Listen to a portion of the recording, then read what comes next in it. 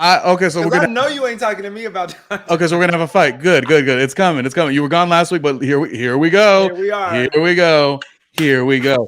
It made me say of all the old not old like in age, but the former Real Housewives of Miami cast members, who would you want to see back in the fold? I mean, we're getting a little bit of Leah, which will just be a quick cameo. But Mhm. who do you want to see? Do you want to see Leah back? Do you want to see Anna back? Karen, I don't know that the world reacted to Karen in the first season, her first Mhm. seasons, but I mean, I enjoyed her. Christy Rice, who was once friends with Larsa. I don't think she really likes her anymore. So Okay. from some interviews I saw. So who would you want to see back? Joanna Krupa. Joanna Krupa.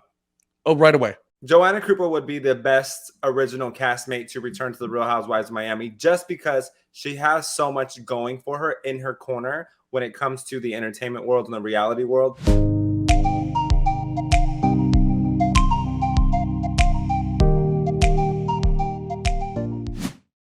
We're gonna do this recap, season 5, episode 11. Russell first. I want you to put this thought in your mind and then answer this question, but just wait. Okay. Who would you say is the shadiest? Sorry, shady, not shady. Thirstiest Real Housewives of Miami cast members. Okay, so all the people on season 4 and 5, you've got your full timers, you got your part Yeah. timers.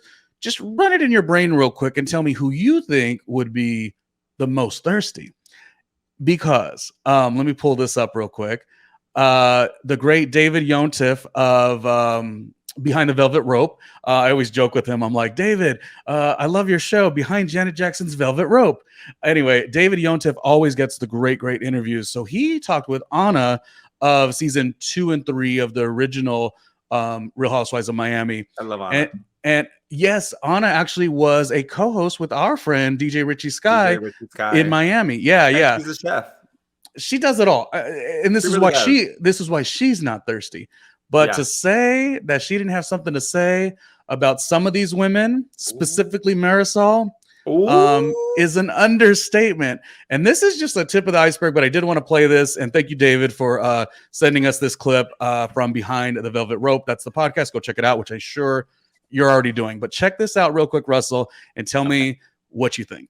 Okay. They stayed in touch with the producers. Marisol sent the producers gifts. She went to, she's very, I mean, she kisses ass like nobody I've ever seen. Like some girl from Family Karma was writing the other day how like Marisol called her one day and told her she was obsessed with her and just wanted to be best friends with her. And she does that with everyone. I went with her once to Patty Stanger's party, and she wanted to drive to the OC just because she had met, Vicky and Brooks the night before. She wanted to drive all the way to the fucking OC, and we weren't invited. And, Vicky had given me her cell number because she kind of felt we had something in common. I don't know if that's a compliment. And she's like, give me her cell number. I'm like, fuck no. She really loves that shit. That's restraining order status. Yeah. More than anybody else. Miami is like epitome of like the thirsty franchise. Oh my gosh. What are your thoughts? Go. It's so funny that she mentioned Marisol, because I was thinking, like, actually, who's the thirstiest? It has to be Marisol because she always has a drink in her hand. But you know what? Here's the thing. I don't fault her for staying in contact with anybody, because that's how the industry works in general. Because if you can't do something for someone else, then why do they keep you on their roster? Right? So, well, are the words that you're saying, would that also ring true with, like, if you have value, like, you know what I mean? Like, if you have value and a reason, they would want to work with you. Is that what you're kind of saying? Well, yeah, I'm saying that, but I'm also saying just the way that the world works in general is if you don't make the effort to continue your connections, then you're not going to be relevant. And in anything, in any job, you could be a store manager of a Costco or a Sam's Club, and be just a regular employee. But if you don't maintain your connections and you're not in the know, then you're never going to progress yourself. And I think it's the same thing in any industry as well as the TV industry. I will say, though, asking for somebody else's number that was not given to you is not okay. Asking for people's info that isn't volunteered is also not okay. And inviting yourself to a place where you were not invited to, it was not intended for you to be there. So don't push it. I will say Anna, well, she has a podcast with her daughter, and her daughter also works in reality TV, more on the competition side. The interview was good. I mean, there was more. That was like, I can't unsee it now. Yeah. There was a lot more. That was one of the nicer things. And this doesn't mean Anna was being, trying to make a moment. She was just kind of explaining her side of things. So thank you to David behind the velvet rope. What a good interview. But that does bring me, Russell, to the question of the day, and we'll start finally. But you're right. We start when we start. Yes, question, ma'am. The question of the day is because we've already done the one question of the day where we said who of the part-timers should get a mojito for next season. So we've already talked about that in previous episodes, but it did open up my mind hearing Anna, and also it's Karen, the dentist. It's Karen's birthday was this week. She's a Capricorn, I believe. It made me say, of all the old, not old like in age, but the former Real Housewives of Miami cast members, who would you want to see back in the fold? I mean, we're getting a little bit of Leah, which will just be a quick cameo. But who do you want to see? Do you want to see Leah back? Do you want to see Anna back?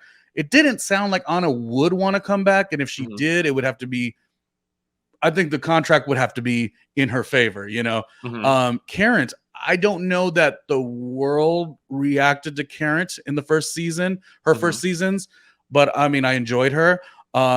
Christy Rice, who was once friends with Larsa.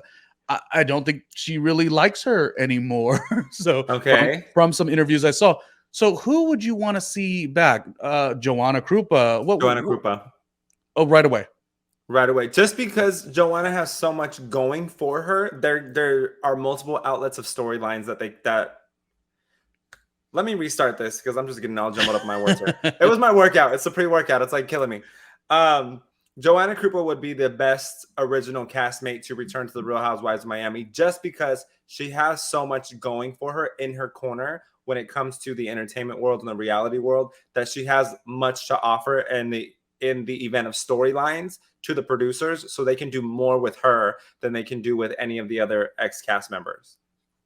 It seems like a lot of the Real Housewives of Miami former cast members, none of them have alluded to being, very thirsty about coming back.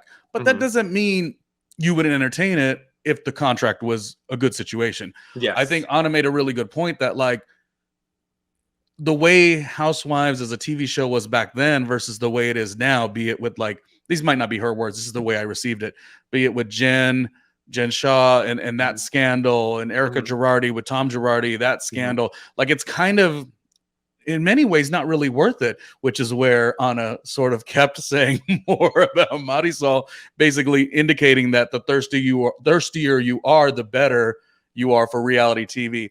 But I don't know what direction is the right direction. And I would like to see some of these former housewives come back, because I thought Karen was wonderful television. I love to see the professionalism in her. I love to see, like, Anna, I liked, and then I really ended up enjoying her even more because she was the co-host on that TV show in Miami with DJ Richie Sky. So you got to see her through that lens as well. And, she could, she could turn the party wherever she is, she's got many talents. But above and beyond, now she has a podcast with her daughter, and her daughter also didn't have really good things to say about Marisol.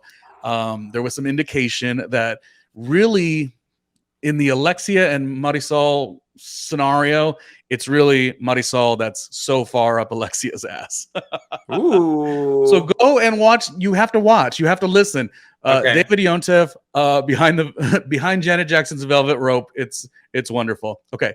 So season 5, episode 11, Dr. Nicole. Wow. Go ahead. Well, first of all, Dr. Nicole, she had 2 outfit changes for an engagement party. Diva moment. Thank you. We appreciate it. Second of all, I do respect her because I feel that I could be the same as Dr. Nicole in the event of